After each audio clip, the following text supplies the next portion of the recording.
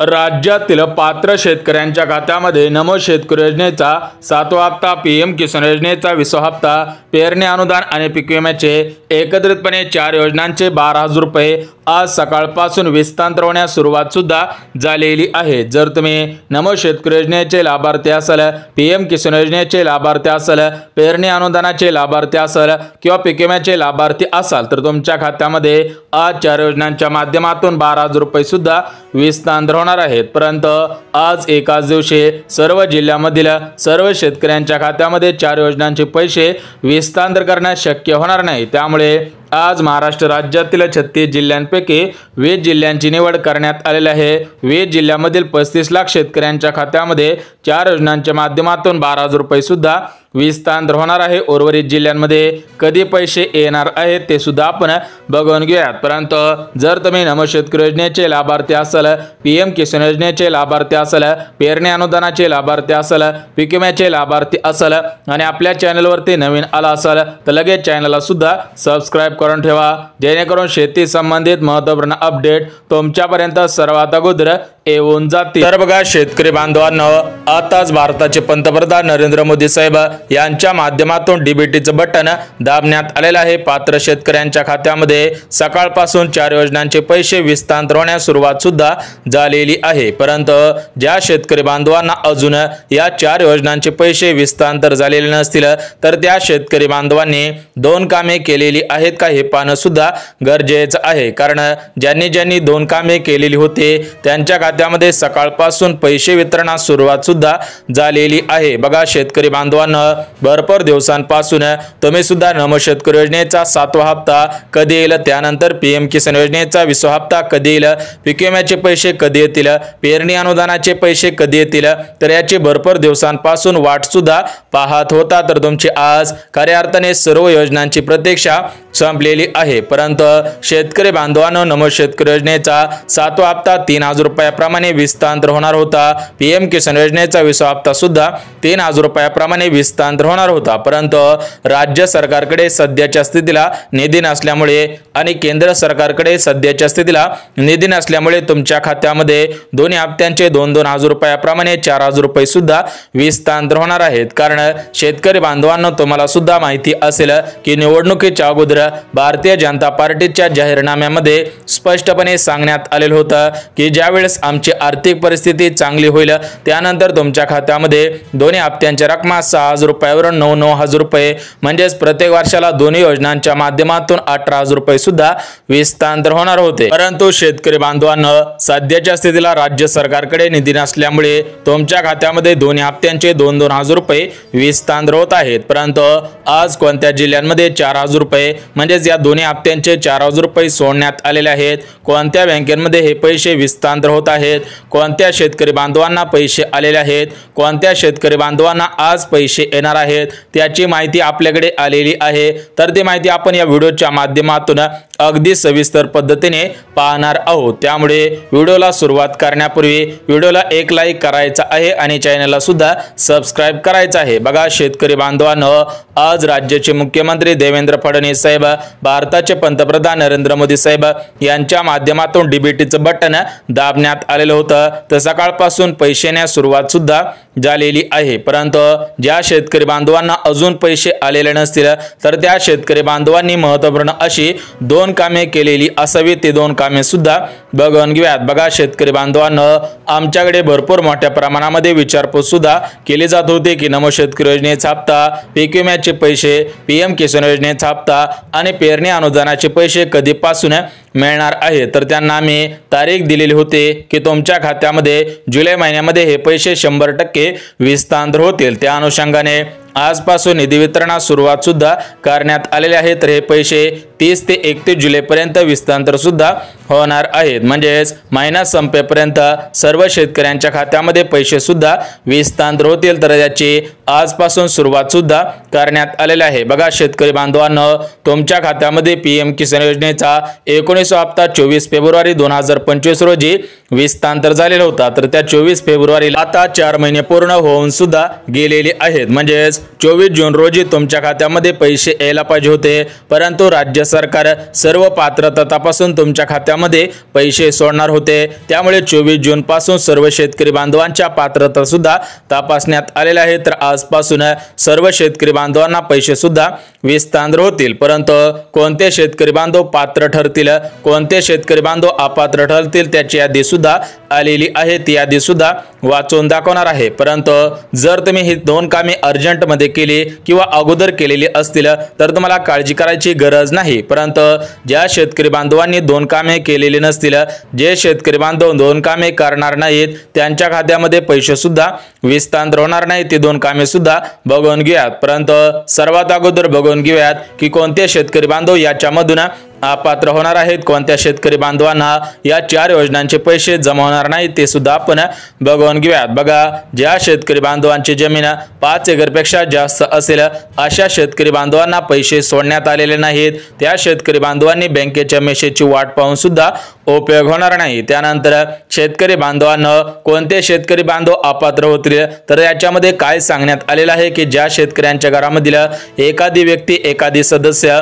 या 2025 सालामध्ये सरकारी कर्मचारी बनलेली असेल, म्हणजेच तुमच्या घरामधील एखादा व्यक्ती सरकारी हुद्द्यावरती कामाला लागलेला असेल तरी पण तुम्हाला पैसे विस्तांतर होणार नाहीत, कारण या दोन्ही योजना म्हणजेच नमो शेतकरी योजना आणि पीएम किसान योजना गरीब शेतकरी बांधवांसाठी सुरू सुद्धा करण्यात आलेल्या 2 मोठ्या योजना आहेत। त्यासोबतच शेतकरी बांधवांना ज्या शेतकरी बांधवांकडे 4 चाकी गाडी असेल, ट्रक असेल, पॉकलेन असेल, जेसीबी असेल यांसारखी मोठमोठी वाहने असतील तर त्या शेतकरी बांधवांना सुद्धा पैसे विस्तांतर होणार नाहीत। त्यासोबतच शेतकरी बांधवांना तुम्ही महाराष्ट्र राज्यातील शेतकरी बांधव असाल तर पैसे येतील, परंतु जे शेतकरी बांधव महाराष्ट्र राज्याच्या बाहेरचे असतील म्हणजेच यूपी राज्य असेल, एमपी राज्य असेल अशा राज्यामधील शेतकरी बांधवांना हे पैसे सुद्धा विस्तांतर होणार नाहीत। बघा, शेतकरी बांधवांना प्रमुख 4 गोष्टी सांगण्यात आलेल्या आहेत, याच्यामधील तुम्हाला 4च्या गोष्टी सांगितलेल्या आहेत। त्यामुळे तुम्ही सुद्धा या 4 गोष्टींमध्ये बसत असवेत तरच तुम्हाला पैसे सुद्धा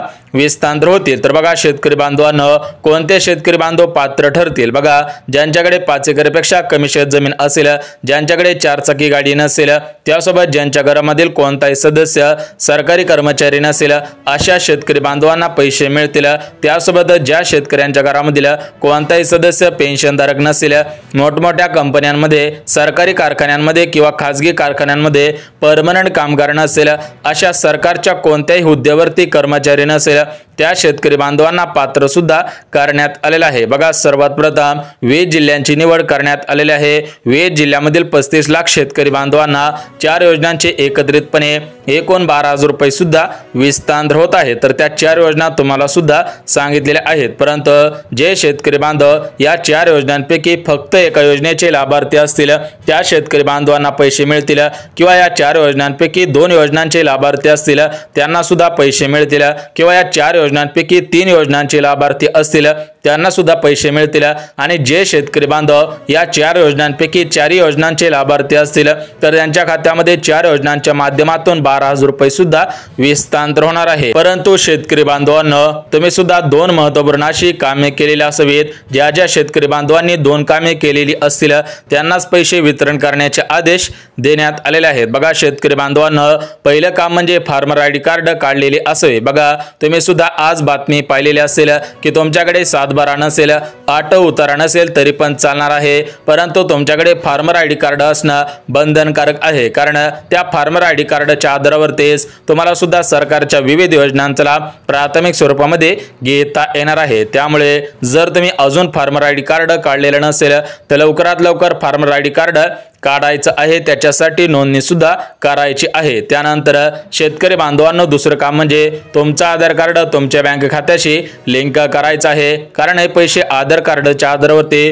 तुमच्या बँकेमध्ये विस्तांतर सुद्धा होणार आहेत। म्हणजेच तुमची डीबीटी ॲक्टिव्ह असणं गरजेचं आहे।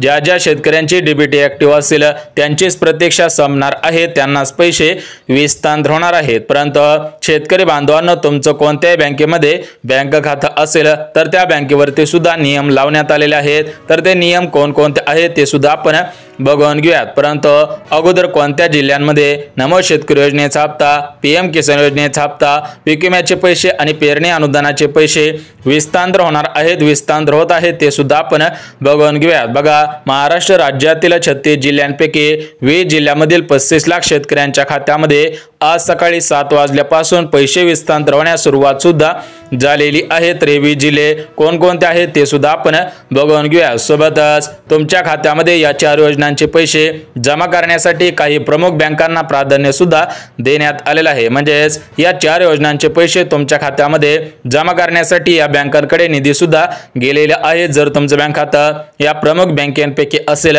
तर तुम्हाला सर्वात अगोदर पैसे सुद्धा विस्तार होतील। तर त्या प्रमुख बँका कोणकोणत्या आहेत ते सुद्धा आपण बघणार आहोत। त्यामुळे हा व्हिडिओ कुठेही स्किप न करता अगदी शेवटपर्यंत पाहणं गरजेचं आहे। जे शेतकरी बांधव हा व्हिडिओ शेवटपर्यंत पाहतील त्यांच्याच खात्यामध्ये पैसे सुद्धा विस्तार होणार आहे, कारण त्यांना समजणार आहे की कोणकोणती कामे केल्यानंतर त्यांच्या खात्यामध्ये पैसे सुद्धा विस्तार होणार आहेत। बघा शेतकरी बांधवांनो, आज राज्याचे मुख्यमंत्री देवेंद्र फडणवीस साहेब, उपमुख्यमंत्री एकनाथ शिंदे साहेब, दुसरे उपमुख्यमंत्री अजितदादा पवार आणि महाराष्ट्र राज्याचे कृषी मंत्री माणिकराव कोकाटे यांच्यामध्ये मंत्रिमंडळाची बैठक सुद्धा पार पडलेली आहे। तर त्या बैठकीमध्ये निर्णय सुद्धा घेण्यात आला की शेतकरी बांधवांना नमो शेतकरी योजनेचा 7वा हप्ता, पीएम किसान योजनेचा 20वा हप्ता विस्तार करू। त्यासोबत पीक विम्याचे पैसे असतील, पेरणी अनुदानाचे पैसे असतील तर ते पैसे सुद्धा विस्तार होणार आहेत। बघा शेतकरी बांधवांनो, आतापर्यंत तुमच्या खात्यामध्ये नमो शेतकरी योजनेच्या माध्यमातून 6 हप्ते विस्तार सुद्धा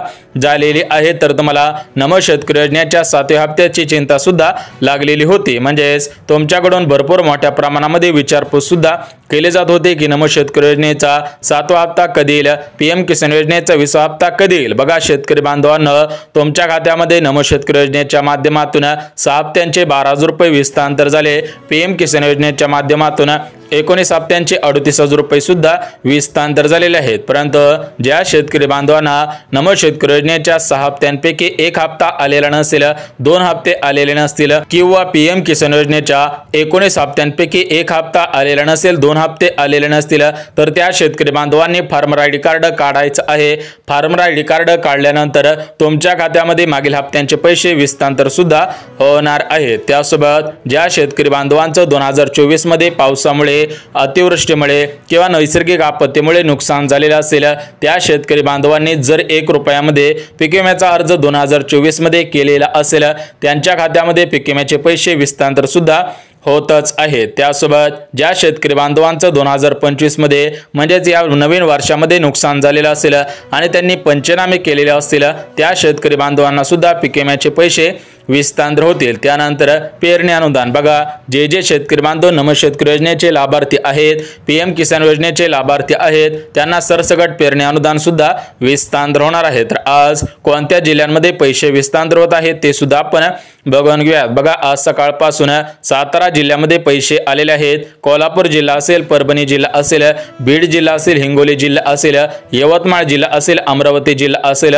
बुलढाणा जिल्हा असेल, यांसारख्या प्रमुख जिल्ह्यांमध्ये आज सकाळपासून पैसे सुद्धा विस्तार होत आहेत। त्यानंतर जालना जिल्हा असेल, रायगड जिल्हा असेल, या जिल्ह्यांमध्ये सुद्धा पैसे येतील। त्यानंतर गडचिरोली असेल, चंद्रपूर असेल, गोंदिया असेल, भंडारा असेल, या जिल्ह्यांमध्ये सुद्धा पैसे येणार आहेत। परंतु तुम्ही फार्मर आयडी कार्ड काढलेले असावे, तुमचं बँक खातं आधार कार्डशी लिंक असावं, त्या बँक खात्याची केवायसी सुद्धा केलेली असावी, त्या बँकेला आपलं पॅन कार्ड, आपला मोबाईल नंबर सुद्धा लिंक करायचा आहे। तर ही सर्व कामे तुम्ही सुद्धा करून ठेवायची आहेत। त्यासोबत शेतकरी बांधवांनो, कोणत्या बँकेमध्ये सर्वात अगोदर पैसे येतील त्या बँकांची यादी सुद्धा आलेली आहे। बघा स्टेट बँक ऑफ इंडिया असेल, त्यानंतर पोस्ट बँक असेल, महाराष्ट्र ग्रामीण बँक असेल, बँक ऑफ इंडिया असेल, बँक ऑफ महाराष्ट्र असेल, या सर्व बँका गव्हर्नमेंटच्या बँका आहेत। त्यामुळे सर्वात अगोदर या बँकेमध्ये सुद्धा पैसे विस्तार होतील। बघा शेतकरी बांधवांनो, लवकरच तुमच्या खात्यामध्ये नमो शेतकरी योजनेचा 7वा हप्ता, पीएम किसान योजनेचा 20वा हप्ता,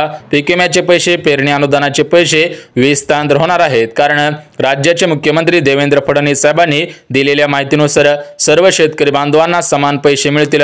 कोणत्याही शेतकरी बांधवांनी काळजी करायची गरज नाही। लवकरच खात्यामध्ये पैसे येण्यास सुरुवात सुद्धा होणार आहे।